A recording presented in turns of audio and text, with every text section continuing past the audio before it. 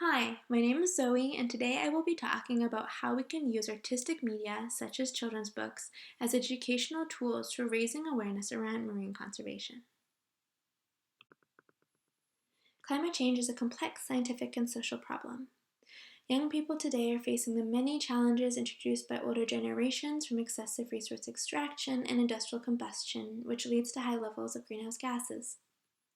Harmful practices such as pollution, overfishing, aquaculture, and increased tanker and other boat traffic can lead to a magnitude of effects on the natural environment and the biodiversity within it. Climate change action requires the incorporation of conservation and climate change knowledge into a wide range of science communication methods. Furthermore, these methods simultaneously prepare children and youth for decision making on future climate change mitigation actions and can provide communities with specific tools and knowledge to spur local conservation projects. Under the framework of education, environmental education aims to develop a global population that is both educated and concerned about the environment and the effects of climate change. The inclusion of climate change education within environmental education supports the creation of societies that specifically stand out through their inclusion of flexibility, creativity, and adaptability to a changing climate. Art-based learning specifically presents itself as an important educational tool in effectively engaging children in the ever-prevalent issue of climate change. Art is a medium that supports mental growth and calms the mind, which is important when individuals are faced with the emotional turmoil that comes with climate change awareness. Through the creation and introduction of artistic problem solving, children and youth can increase their exposure to the topic while actively immersing themselves in artistic learning and education on marine conservation. So I'm going to introduce you to my children's book that I created. It's called Reefs Journey, and it is an illustrated children's book that follows a young orca named Rue as she searches for her missing family in coastal British Columbian waters. Throughout the book, Rue meets several marine animals that frequent the Pacific Northwest coast, and each animal tells Rue's story about the impacts that human disturbance has had or is having on the survival of their species. Using a children's book as an artistic medium is meant to capture the attention of young minds, and Rue's journey aims to foster passion for marine species and incentivize future marine conservation initiatives. So I'm going to read you my book. Our story starts in the cold waters of northern BC. With its rugged coastline fringed by dark green wilderness, a family of orcas can be seen frolicking in the frothy coastal waters. The youngest of the pod is Rue, a young orca who was born in the chilly spring waters. It is Rue's first trip down the coast in search of food, and the orca is excited to see new things. She meets a few of the locals. Not yet knowing that salmon are her primary food source, Rue swims up to a young salmon. "Hi, I'm Finn," says the salmon. "I'm Rue," Rue replies. "Nice to meet you." Finn tells Rue some sad news. Many members of his family are in danger further south. Due to fish farms, which are nets in the ocean used for raising salmon for humans to eat, many of Finn's brothers and sisters are dying from the sickness and poisons that are leaking into the ocean from the farms. These farms affect the salmon, which in turn affect Rue and her family because they eat these salmon. After saying bye to Finn, Rue and her family continue on their journey.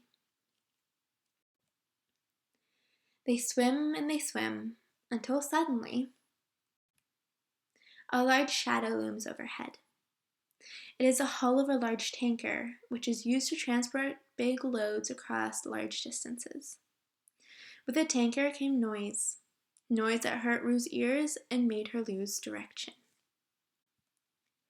As the tanker moved on, the noise grew less and less painful. Looking around, Rue could not find her mama or any of her other family members. She looked and she looked, behind rocks and in kelp forests, but she couldn't find her pod anywhere. Lost, scared, and alone, Rue decided to follow the coastline south in the direction that her pod was traveling before they got separated. she swam, and as she got further south, she noticed an increase in boats and humans in the water. They were mostly smaller in size and didn't hurt her ears as much as the tanker did. Some boats even had people in them. She continued swimming until she found herself in a bay, fringed by tall, sparkling buildings that extended upwards into the sky. A large bridge with lions on each side stood guard over the channel. Curiously, Rue swims around the bay until she bumps into a friend. Small, gray, and speckled, a seal waved at her from atop a log. Rue remembered her mother telling her that seals travel near and far, craving adventure. Maybe, she thinks to herself, the seal can help me find my family. Mustering up her courage, she asks, "Hi, my name is Rue. I've lost my family and I was wondering if you could help me." "Hi," the seal says, "my name is Selkie. I would love to help you find your family."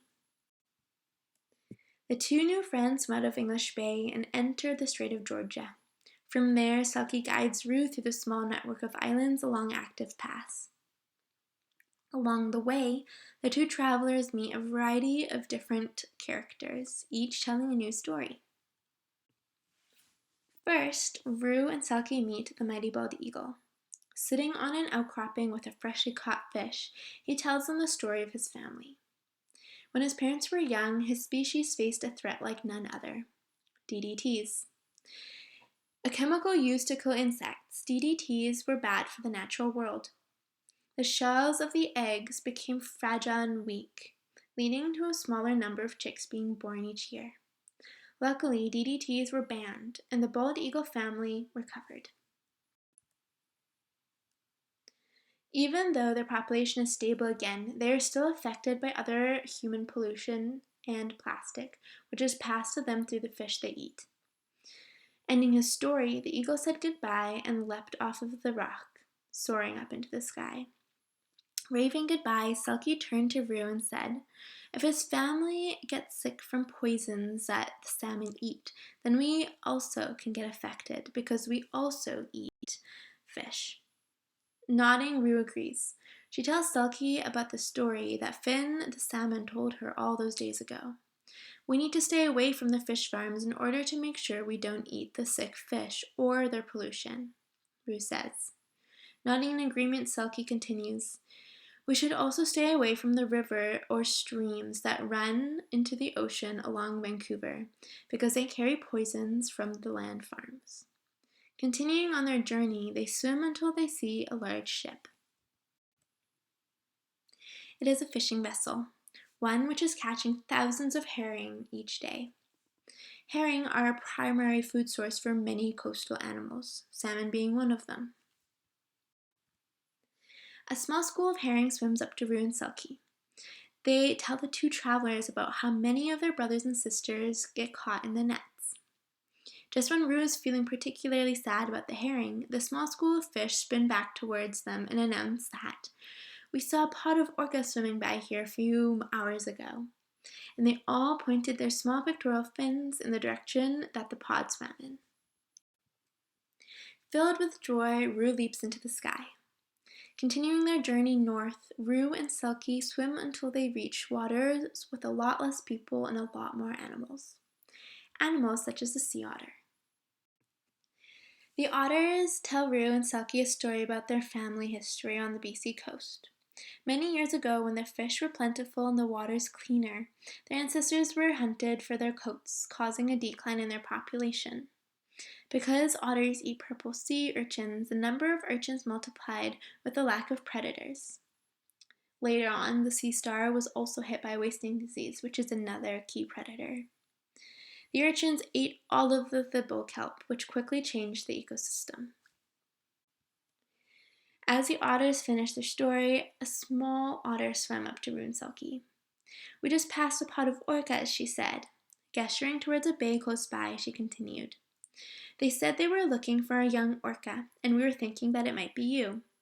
Perking up, Rue thanks the otters and swims towards the bay. As they swim around a corner, a pod of orcas comes into sight. "Mama!" Rue shouts and swims towards her family. Reunited at last, Rue and her family swim back towards their winter home, taking Selkie along with them. The end. In conclusion, it is exceedingly important to integrate knowledge and personal awareness around detrimental ecosystem impacts and the practices that are harmful to the surrounding marine environment. Therefore, science communication methods, such as my children's book, are important tools in educating future generations on ecosystem impacts seen in local marine waters. Using hands-on environmental education tools, children and their communities can build emotional connections to their environment, hopefully spurring sustainable mitigation and adaptation projects in the future. Whether it is through an increase in sonar noise pollution and its impacts on orca populations, aquaculture infecting wild salmon populations, or chemicals working their way into food webs and reducing the reproductive capacities of bald eagles, it is important that communities become the leading voices behind conservation efforts. Thank you for your time.